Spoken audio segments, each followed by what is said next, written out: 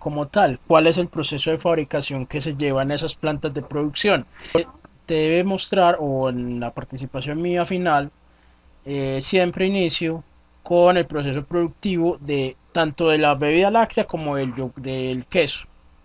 ¿Eso para qué me va a servir? Para identificar cuáles son los equipos involucrados, cuáles son las áreas de proceso involucradas, cuáles son los procesos desarrollados en cada uno de esos productos, ¿sí? Y en especial los procedimientos específicos que se llevan ahí. Eso nos va a permitir, primero, pues obviamente, definir, bueno, es que cuáles son las materias primas predominantes, la leche, ¿cierto?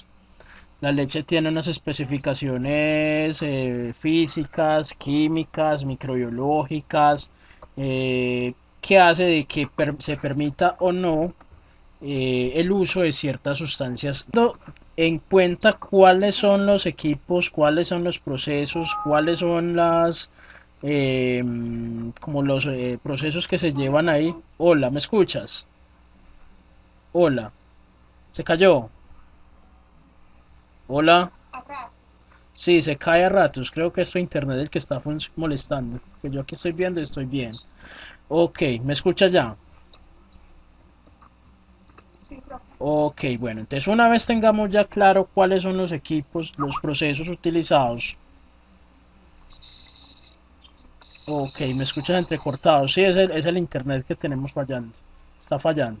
Entonces una vez tengamos ya claro los equipos que se usan para tanto la fabricación del yogur como del queso, definimos cuáles son los que tienen contacto directo con el alimento y cuáles no.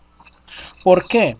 Porque de esa forma nosotros podemos decir, bueno, cuáles son los procedimientos más críticos que hay que llevar y cuáles son los menos críticos que no pueden afectar directamente la calidad del producto. Dependiendo de esa clasificación, diseñamos unos procedimientos que se llaman los procedimientos operativos estándar de saneamiento, que son específicos para los equipos, los utensilios, las áreas de proceso que tienen contacto directo con materias primas o el alimento. ¿Sí? En este caso, en la participación, todos los equipos tienen un contacto directo con el alimento. ¿Sí? Luego de que tengamos claro esa clasificación, identificamos cuál es el tipo de suciedad, cuáles son los tipos de residuos que se generan en esos procesos. ¿Sí? Entonces, por ejemplo, en un yogur, ¿qué te imaginas qué tipos de residuos se generan? Sí. Ah, sí, sí. ¿Qué más?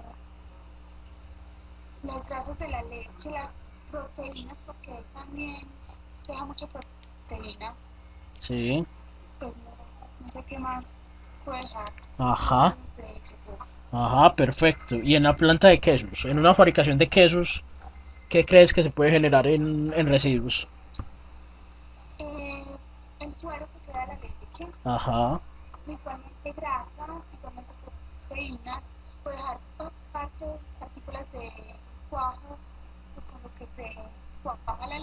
Sí. Ok.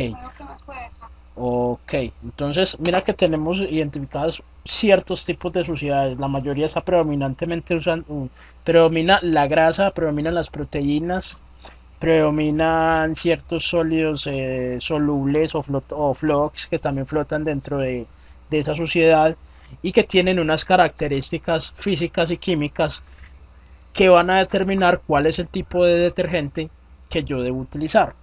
¿Cuáles son los tipos de detergentes? Entonces hay detergentes neutros, hay detergentes alcalinos y hay detergentes ácidos.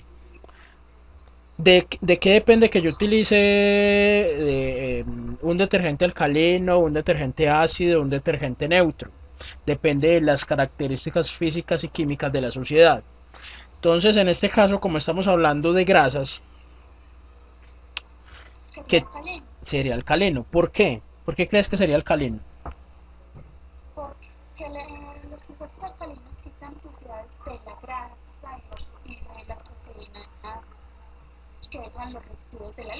Ajá.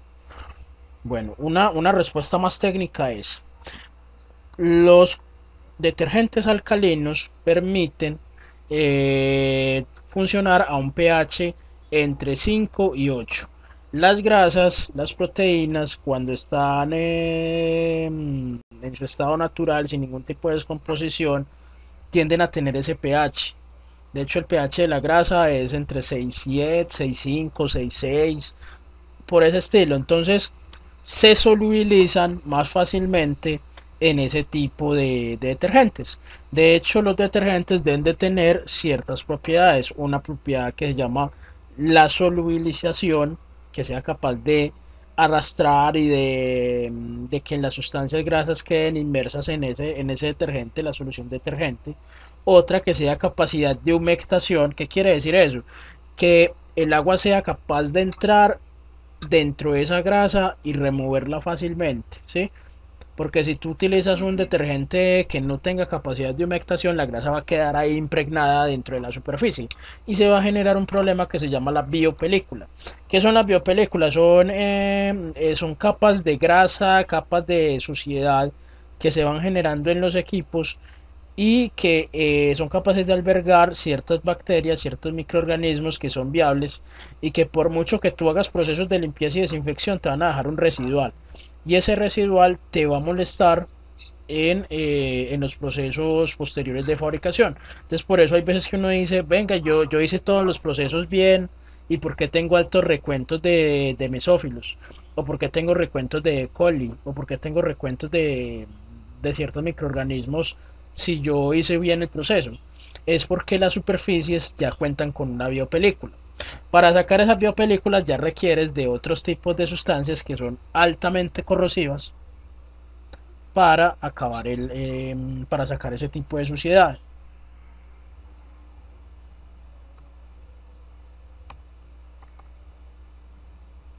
No, listo, continuamos. Se te fue otra vez.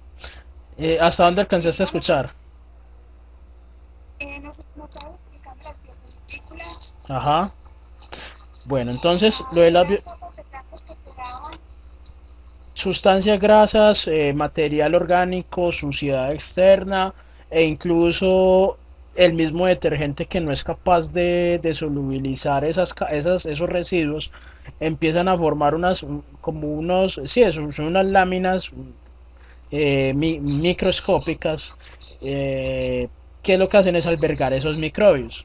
Entonces esos microbios para poderlos sacar o esa suciedad para poderla sacar requiere de otros tipos de sustancias que son altamente agresivas, que son muy corrosivas, como el ácido fosfórico, como el ácido paracético, como ciertas sustancias que tengan cierto nivel de acidez para romper ese tipo de estructuras, porque son muy estables a nivel de pH, son muy estables a nivel de composición y uno tiene que tratar de romperla lo máximo que se pueda. Entonces, ¿cómo se rompe? Muchos utilizan ácido fosfórico. ¿Tú conoces qué es la piedra de leche? No, La piedra de leche es una biopelícula que se le genera específicamente a todos los equipos y utensilios de la industria láctea. ¿Por qué se da eso? Se da por el calcio y por las proteínas que quedan impregnadas en el equipo y que no salen por un mal proceso de limpieza y desinfección. Esa es una biopelícula. Entonces, para sacar esa piedra de leche se utiliza hidróxido de sodio y se utiliza ácido fosfórico a altas temperaturas. ¿Para qué? Para remover esa capa de suciedad y de calcio que hace que el equipo, por ejemplo, pierda eficiencia. O las tuberías. Cuando las tuberías empiezan a incrustar con calcio, empiezan a perder capacidad de transferencia de calor.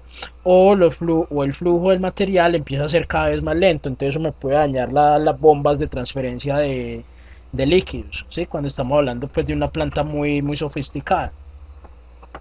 ajá. Bueno, entonces, si tenemos esa biopelícula, pues tenemos que utilizar agentes ácidos o agentes muy alcalinos, muy fuertes, bases y ácidos fuertes. Pero en este caso, suponemos que es una planta que lleva bien sus procesos de limpieza y desinfección, se utiliza un detergente alcalino que sea capaz de solubilizar las grasas, las proteínas y lo que tú me acabas de decir del tipo de suciedad que que tiene la planta de producción. Otra cosa que debe tener la solución detergente es que debe ser tensioactivo. ¿Qué debe ser tensioactiva una solución? Es que sea capaz de romper la estabilidad de esa grasa para que se pueda solubilizar. ¿Sí?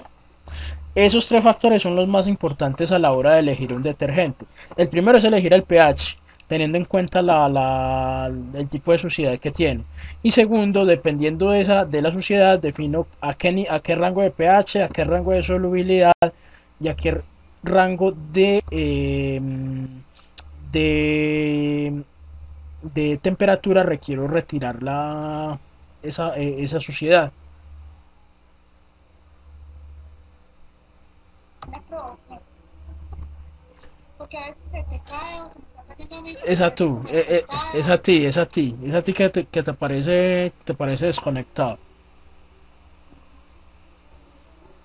Aparece desconectado, entonces no sé, es el problema de internet, es que hoy estuvo malísimo internet, no sé qué pasa y no he podido pues como, incluso hoy no he podido como revisar bien trabajos por el problema de internet, no sé qué pasa hoy, si es que están jodiendo mucho, hola, o es que hay algún problema a nivel de conectividad. Mira, de hecho se volvió y se cayó.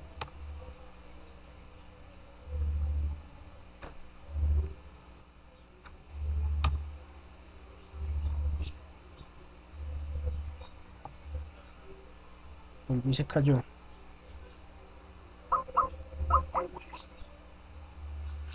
Ya, Hola, como volvió y se cayó esta vaina, no. Es una conectividad, la conectividad de hoy está horrible, yo no sé qué pasa. Bueno, entonces te estaba explicando que dependiendo de la suciedad, dependiendo del pH, del grado de temperatura de ese tipo de suciedad, es el detergente. Los detergentes ácidos, ¿cuándo se usan? Se usan cuando tú tienes una superficie que es muy calcárea o que ya es una piedra de leche o cuando es una biopelícula muy fuerte, entonces ya tú la sacas con sustancias muy ácidas que permitan la salida pues de ese tipo de suciedad. Pero eso ya es cuando ya tienes una contaminación muy fuerte y que prácticamente requieres dañar el equipo, son sustancias muy corrosivas. ¿Sí? Eh, y por último, las sustancias neutras son aquellas que se utilizan en procesos que uno sabe que no hay tanta suciedad y que las superficies son tan limpias y las superficies reciben un tipo de suciedad tan leve que no requiere de una organización en diseños de limpieza y desinfección que permitan pues como organizar cosas muy fuertes o desarrollar o diseñar sistemas de limpieza y desinfección que impliquen detergentes y desinfectantes de manera fuerte. no, me provoca. No, esto está horrible. ¿Qué hacemos? No sé. ¿Qué Me pro? dices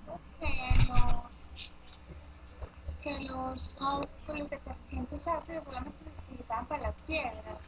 Prácticamente cuando uno, bueno, tú ves por ejemplo, has visto pailas o ollas que tienen en su superficie ciertas costras. Ajá.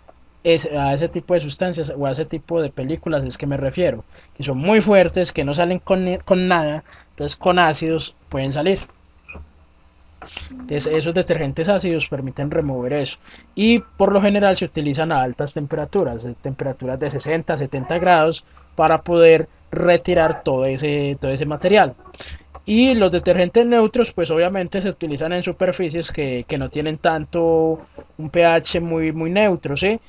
Tipo que, tipo plantas de aguas envasadas, tipo empresas de pulpas de frutas, que no tienen pues como una incidencia fuerte en los procesos, ¿sí? Luego de que ya tengamos claro cuál es el tipo de detergente a utilizar, definimos cuál es la sustancia desinfectante. Recordemos que detergente es diferente de desinfectante. El detergente lo que hace es retirar suciedad. El desinfectante lo que hace es control de microorganismos, control de hongos, bacterias, levaduras. Entonces, dependiendo de eso, uno lo que hace es definir según el perfil del producto eh, y el perfil del proceso. Hablamos de perfil del proceso, hablamos de perfil microbiológico. ¿Cuáles son las bacterias más presentes en ese proceso? Que en la leche. ¿Cuáles son las bacterias presentes en la leche? Hay bacterias patógenas, ¿cierto? Ajá. Hay hongos, hay lactobacillus, hay una flora microbiana muy amplia, entonces se requiere de un desinfectante que sea de amplio espectro, ¿sí? Entonces hay muchos tipos de desinfectantes, hay desinfectantes a base de aminas, a base de cloro, a base de yodo, a base de ácidos, a base de sustancias entre ácidos y bases, ¿sí? Entonces, ¿de qué depende el tipo de desinfectante a utilizar? Según la flora microbiana que tengas en el proceso. En este caso, como es una empresa de lácteos, tiene una flora microbiana diversa, ¿sí? Entonces se requiere de un desinfectante de amplio espectro, que puede ser un amonio cuaternario. ¿Y qué es un amonio cuaternario? Es un desinfectante a base de aminas, ¿sí? Todos los desinfectantes a base de amonio cuaternario son de amplio espectro y requieren de algo muy específico, requieren de enjuague una vez se haya dejado el tiempo de acción. ¿Cuánto es el tiempo de acción de un desinfectante? No se provoca así, no sé. Ok, entonces mínimo son 2 minutos, dependiendo del desinfectante obviamente, otros serán 5, otros serán 3, dependiendo de la casa fabricante y de la forma de uso, es el tiempo de actividad en el cual debe estar el desinfectante en las superficies. Otro desinfectante que puedes utilizar en industria láctea es el hipoclorito, pero el hipoclorito tiene un problema, es muy corrosivo, ¿sí? Entonces no podemos abusar, ¿sí? Daña las superficies. Otra cosa muy importante cuando vas a aplicar un sistema de limpieza y desinfección, debes hacer dosis de choque o hacer un intercambio entre desinfectantes con un único desinfectante. ¿Por qué? Porque genera resistencia, los microorganismos empiezan a agarrar resistencia, entonces va a llegar un momento en que ese desinfectante no se va a utilizar o no se va a poder usar porque ya no es activo contra esos microbios. Entonces se acostumbra a utilizar dos desinfectantes, uno cada 15 días, ¿sí? Y se intercala. También se hacen dosis de choque. ¿Qué son las dosis de choque? Las dosis de choque son las dosis máximas en las cuales se puede utilizar el desinfectante. ¿Eso para qué? Para evitar que las bacterias se acostumbren a una concentración predecible del desinfectante que tú estés utilizando. En la presentación del foro yo te dejé varios enlaces con los posibles detergentes y desinfectantes. Entonces hay unos que son yodóforos, que son aparte, son a base de yodo. Tienen un problema en la industria láctea, que es que dejan color y sabor. Entonces no sirven para tuberías, no sirven para equipos y fuera de eso me pueden dañar la leche, le dan un sabor extraño. Lo mismo pasa con el cloro. Entonces una vez dejas el tiempo de actividad del proceso del desinfectante en superficies, debes enjuagarlo. Debes enjuagarlo para evitar de que ese cloro me deje cierto sabor residual en la leche y en los equipos, ¿sí? Una de las ventajas del cloro es que es muy barato, o sea, es una sustancia muy barata, pero tiene otros defectos. Es un desinfectante que se inactiva muy fácilmente con carga orgánica. Si tú lo utilizas a una temperatura superior a los 28 grados centígrados se te va a deteriorar, a diferencia de un desinfectante a base de amonio cuaternario, que él funciona a varias temperaturas y algunos no requieren enjuague, otros sí, aunque es preferible el enjuague debido a la posible interacción que pueda tener la leche con las sustancias desinfectantes. Ajá. Entonces, luego de eso, que tenga ya claro cuál es la sustancia detergente, cuál es la sustancia desinfectante, diseñamos el procedimiento. Entonces te voy a pedir por favor de que abras el archivito de Word. Ahí vas a encontrar un ejemplo de un procedimiento estándar de saneamiento. ¿Qué es un procedimiento estándar de saneamiento? Es prácticamente lo que acabamos de decir. O sea, cuál es el equipo, cómo va a ser el sistema de limpieza, cómo va a ser la desinfección, quién es el responsable, cómo es el procedimiento, quién autoriza el procedimiento, cuáles son las acciones de vigilancia y control de ese procedimiento y las acciones correctivas y cuando encontremos alguna desviación con respecto a la vigilancia de ese procedimiento, ¿sí? Esos procedimientos operativos estándar siempre se hacen a los equipos, utensilios y áreas de proceso que tengan contacto directo con los alimentos. Que eso fue lo que les hizo falta en la participación en el foro y que en el diseño del manual de limpieza y desinfección debe estar consignado la forma como se hace ese procedimiento operativo estándar de saneamiento, ¿sí? Entonces vas a encontrar como una tabla. Esa tabla pues se puede hacer de diferentes formas. A mí me gusta en forma de tabla porque es un poquito más gráfico y la gente pues como que lo entiende un poco más, ¿sí? Entonces la gente puede identificar más fácil cómo hace el procedimiento. Entonces en este caso es un tanque de hidratación de granos. Entonces definimos el equipo. Es un equipo pues que se dedica pues a recibir un grano para hidratarlo. Puede ser un frijol, puede ser una lenteja. ¿Quién es el responsable del procedimiento de limpieza y desinfección? El operario. ¿En dónde está ubicado el equipo? En el área de producción. La frecuencia son las veces en las cuales se debe hacer el procedimiento. Recuerda que los procedimientos de limpieza y desinfección siempre se hacen al iniciar la labor, antes de iniciar la labor y al terminar la labor de producción, ¿sí? Esa es una de las grandes diferencias de los procedimientos de operativos estándar de saneamiento. Siempre se hacen antes de iniciar labores y al terminar las labores, ¿sí? ¿Cuáles son las acciones preliminares? Entonces, ¿qué hago antes de hacer todo el proceso de limpieza y desinfección? Tenemos que retirar todo el material grueso que tenga el equipo, en residuos. Eh, Se puede utilizar la misma agua de hidratación para poder elaborar el detergente y no gastar agua adicional.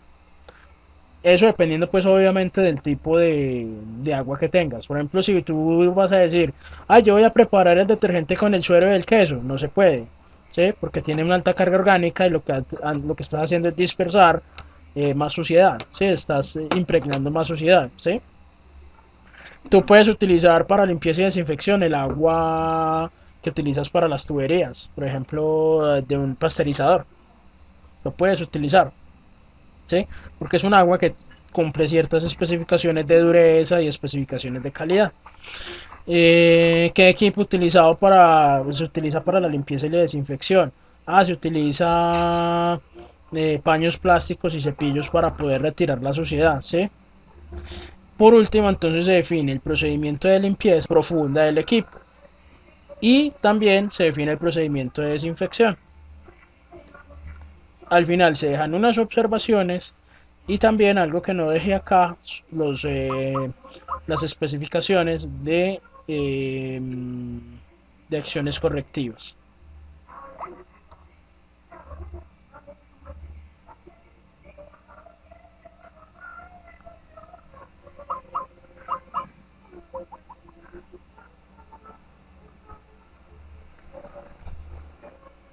Hola. No, me sigo con problemas aquí en esto.